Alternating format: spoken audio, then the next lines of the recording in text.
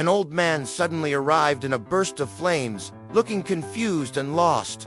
The devil looked at his paperwork and frowned. He was unable to find this old man's data file. "This can't be right," the old man grumbled, looking at the devil.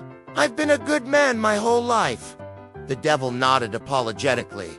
"Most people said this when they arrived at hell. Why, Dan T, you start with how you died, and we'll figure it out." He said. The old man sighed and said, "Well, I was out with minding my grandchildren, enjoying a fun day out. I don't get the grandchildren often because my eyesight is starting to fade. But we were having the most wonderful time.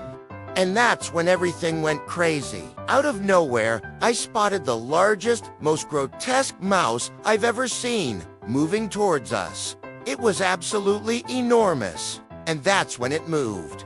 Straight towards the grandchildren first, limbs outstretched.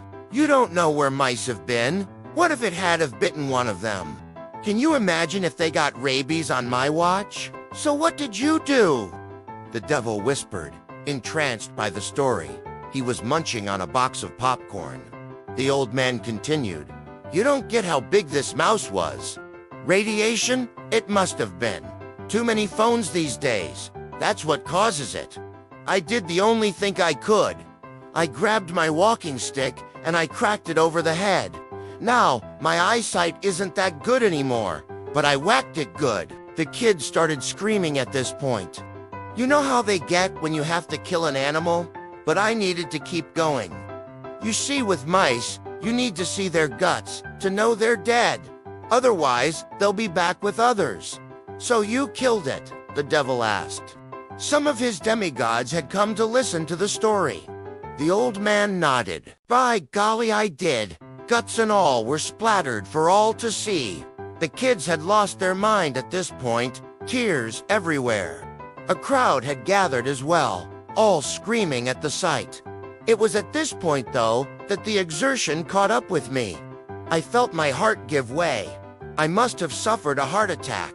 Next thing I know, I'm here. "Well," the devil said, concerned, "this doesn't seem to add up. Let me just give heaven a call, and we'll try and see what's going on here." The devil pulled up a phone from thin air and dialed a number. "Hey, Jesus, bro," the devil said, "I think I've got one of yours here. His story checks out. Must have been a mix-up." The devil nodded as a voice on the phone spoke back to him. He gave the old man a silent, celebratory thumbs up as the voice continued. The devil covered the phone speaker with his hand, turned to the old man and said, "You're all good. They just want to know where you were when you died." The old man nodded. "Oh, that's easy. I was at Disneyland." Subscribe.